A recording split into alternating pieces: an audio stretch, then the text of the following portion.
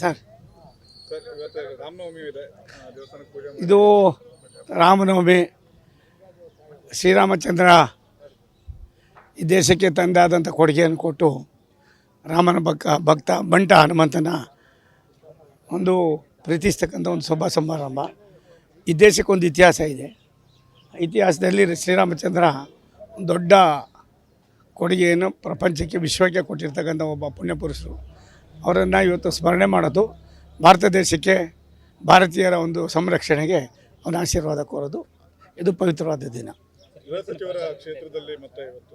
ಗೃಹ ಸಚಿವರು ಪರಮೇಶ್ವರ್ ಸಾಹೇಬರು, ಅವ್ರ ರಾಜ್ಯದ ಗೃಹ ಸಚಿವರು. ಕೊರಟಗೆರೆಗೆ ಮಾತ್ರ ಗೃಹ ಸಚಿವರಲ್ಲ, 224 ವಿಧಾನಸಭಾ ಕ್ಷೇತ್ರಕ್ಕೂ ಕೂಡ ಅವರು ಗೃಹ ಸಚಿವರಿದ್ದಾರೆ. ಹಾಗಾಗಿ ಲೋಕಸಭಾ ಚುನಾವಣೆ ತುಮಕೂರು ಲೋಕಸಭಾ ವ್ಯಾಪ್ತಿಗೆ ಬರ್ತದೆ. ಆಗಿರೋದ್ರೆ ಕೊರಟಗೆರೆಯನ್ನು ಕೂಡ ನಾವು ಇವತ್ತು ಮತಯಾಚನೆ ಮಾಡೋಕ್ಕೆ ಹೋಗ್ತಾಯಿದ್ದೀವಿ. ನೀವೇ ಹೇಳಬೇಕು ಯಾವ ರೀತಿ ಇದೆ ಅಂತ. ಉತ್ಸಾಹ ಇದೆ, ಜನರಿಗೆ ಆಲ್ಟರ್ನೇಟಿವ್ ಇಲ್ಲ. ಕಾಂಗ್ರೆಸ್ನವರು ಒಬ್ಬ ಪ್ರಧಾನಮಂತ್ರಿ ಅಭ್ಯರ್ಥಿ ಯಾರು ಅಂತ ಹೇಳುವಂಥ ಪರಿಸ್ಥಿತಿಯೇ ಇಲ್ಲದೆ ಹೋದಾಗ ಕಾಂಗ್ರೆಸ್ನವರು ಕೂಡ ನಮಗೆ ಓಟ್ ಹಾಕಬೇಕಾದ ಅನಿವಾರ್ಯತೆ ಇದೆ. ಯಾಕೆಂದರೆ ದೇಶ ದೊಡ್ಡದು, ದೇಶಕ್ಕಿಂತ ನಾವು ಯಾರೂ ದೊಡ್ಡವರಲ್ಲ. ಈ ದೇಶದ ಸಾರ್ವಭೌಮತೆಗೆ, ಈ ದೇಶದ ಸಮಗ್ರ ಅಭಿವೃದ್ಧಿಗೆ, ಈ ದೇಶದ ಸಂರಕ್ಷಣೆಗೆ ಯಾರಾದರೂ ಒಬ್ಬರು ಸಮರ್ಥರಿದ್ದಾರೆ ಅನ್ನೋದನ್ನು ಸನ್ಮಾನ್ಯ ದೇವೇಗೌಡರವರು ನಿಜವಾಗ್ಲೂ ಕೂಡ ಅವರ ದೂರದೃಷ್ಟಿಯ ಚಿಂತನೆ 91 ವರ್ಷದಲ್ಲಿ ದೇಶಕ್ಕೋಸ್ಕರವಾಗಿ ಅವರು ಕೊಟ್ಟಿರ್ತಕ್ಕಂಥ ಕೊಡುಗೆ ಅಪಾರವಾದದ್ದು.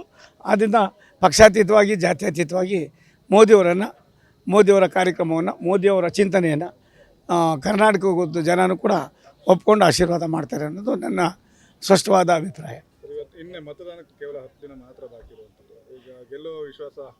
ಗೆಲ್ಲುವ ಸೋಲು ಅನ್ನೋದಕ್ಕಿಂತ ಹೆಚ್ಚಾಗಿ ಒಳ್ಳೆತನ, ಒಳ್ಳೆ ನಡವಳಿಕೆ. ಸುಳ್ಳು ಎಷ್ಟು ಸಾರಿ ಹೇಳೋದು ಸುಳ್ಳೆ. ಹೊರಗಿನವರು ಒಂದು ಅವರೇ ಹೊರಗಿನವ್ರು, ನಾನೇ ಒಳಗಿನವ್ರು ಆಗ್ಬಿಟ್ಟಿದ್ದೀನಿ. ನಾನೇನು ಸುತ್ತಿದ್ದೀನಿ 5 ವರ್ಷ ಬೇಕು ಅವ್ರು ಸುತ್ತಾಕಿ.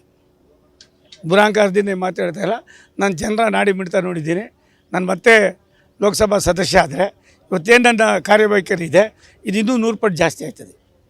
ಬೆಳಗ್ಗೆನ ಸಂಜೆಗೆ 24x7 ಬಡವ್ರ ಮನೆಗೆ ಹೋಗ್ತೀನಿ, ಸಾಮಾನ್ಯರ ಮನೆಗೆ ಹೋಗ್ತೀನಿ, ಹಳ್ಳಿಗಳಿಗೆ ಹೋಗ್ತೀನಿ, ಎಲ್ಲೆಲ್ಲಿ ಏನೇನು ಕೆಲಸ ಆಗಬೇಕೋ ಮಾಡ್ತೀನಿ. ಯಾವುದೇ ಒಬ್ಬ ಲೋಕಸಭಾ ಸದಸ್ಯನಿಗೆ ಲಿಮಿಟೇಷನ್ ಇಲ್ಲ. ಅದು ಮಾಡಬೇಕು ಇದು ಮಾಡಬೇಕು ಕಾನೂನಿಗೋಸ್ಕರ ಅವೆಲ್ಲ ಇಲ್ಲ.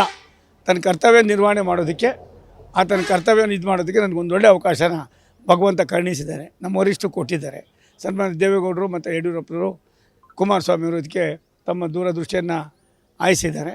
ಚುನಾವಣೆ ಬಂದಿದೆ, ಜನ ತೀರ್ಮಾನ ಮಾಡ್ತಾರೆ ಯಾರಿಗೆ ಹಾಕಬೇಕು ಓಟು. ಕಾಂಗ್ರೆಸ್ನಲ್ಲಿ ಅಭ್ಯರ್ಥಿನೇ ಇಲ್ಲ, ಪ್ರಧಾನಿ ಆಗುವಂಥ ಅಭ್ಯರ್ಥಿನೇ ಇಲ್ಲ ಅಂದಾಗ ಯಾರಿಗೆ ಓಟ್ ಹಾಕಿ ವೇಸ್ಟ್ ಮಾಡ್ಕೋಬೇಕು? ಆ ಒಂದು ಚಿಂತನೆಯಲ್ಲಿ ಈ ಭಾಗದ ಜನ ಇದ್ದಾರೆ.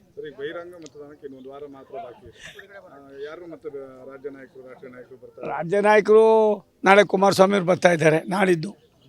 ಅದು ಬಿಟ್ಟರೆ ಅಮಿತ್ ಶಾ ಅವರು 24ನೇ ತಾರೀಕು ಬರ್ತಾರೆ. ಮೋದಿಯವರು ಬರೋ ಇದಿದೆ. ಮೋಸ್ಟ್ಲಿ ಬಂದರೆ ಟೆಂಟೇಟಿವ್ ಆಗಿ 22 ಅಥವಾ 23 ಬರ್ಬೋದು. ಅದಿನ್ನೂ ಕೂಡ ಫೈನಲ್ ಆಗಿಲ್ಲ. Thank you. ನ್ಯೂಸ್ ಫಸ್ಟ್, ನಿರ್ಭೀತಿಯಿಂದ ನಿಮ್ಮ ಪರವಾಗಿ.